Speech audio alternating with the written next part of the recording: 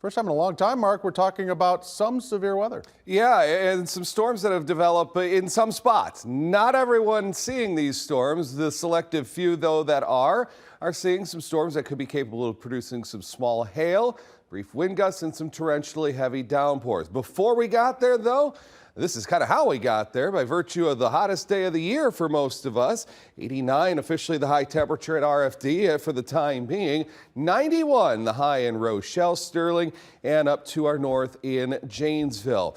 The other thing that we've noticed, it's substantially more humid. Not off the charts by any means, but we're now starting to see dew points nearing the 60-degree mark, which makes it feel maybe just a bit on the uncomfortable side of things, thanks to a southerly wind that's blowing and importing that Gulf moisture. Now, what else is interesting, though, is we've got an easterly wind blowing in some spots, meeting that southerly. When you get that convergence, the air goes up and goes up in a big way here. That ascension is causing the showers and thunderstorms to develop as they have over the past several hours. Now, the humidity, it's not oppressive. In fact, it's not even really all that uncomfortable, but it's more noticeable now than it has been. And we're going to keep it around for another day and a half to maybe 2 days.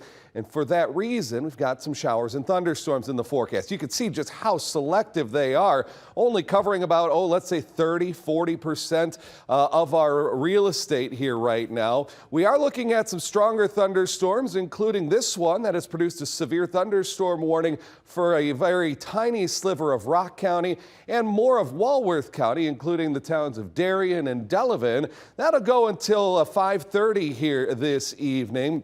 That storm is capable of producing some large hail and perhaps 50-mile-per-hour winds. Again, not an immediate impact to anyone here in northern Illinois. Widening the view for you here, we exhibit a rather unsettled pattern with just some scattered showers and storms in Michigan, here in Illinois, Wisconsin, then off to the west, some slightly more organized activity with a cold front.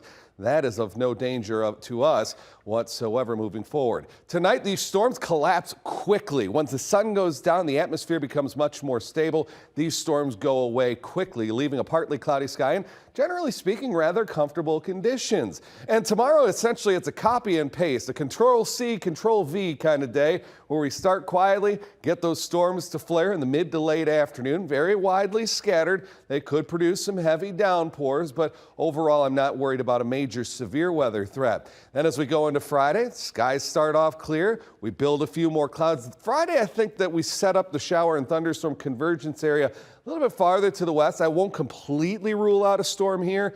Those chances, though, appear to be lowering, and that's certainly some good news for those with outdoor plans. Not too worried about a severe weather risk aside from maybe 1 or 2 of these storms producing some hail tonight. And then again tomorrow, the severe weather risk is extremely low. Could bring some heavy rain, and boy, Lord knows we need it here.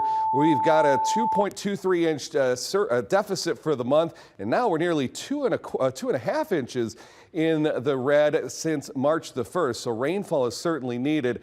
Now, this rainfall that we see combined with the humidity increasing the mosquito activity somewhat tonight, but as we start to go into the weekend, as we dry things out, mosquitoes might not be as much of a threat. Now, tomorrow we're heading up into the upper 80s to near 90 degrees. I've got us at 90 degrees on the head, and a couple 91s for Friday and Saturday, 87 Sunday and Monday, and then a real comfortable brand of air settles in here for Tuesday and Wednesday. So kind of weird to actually be talking about any precipitation. It's been about 2 weeks since our last precipitation of any note. Maybe not a lot of complaints from people, but sometimes we need that. We do, and I know the farmers are certainly keeping their fingers crossed, hoping for more rain as well. Absolutely. All right, thanks, Mark.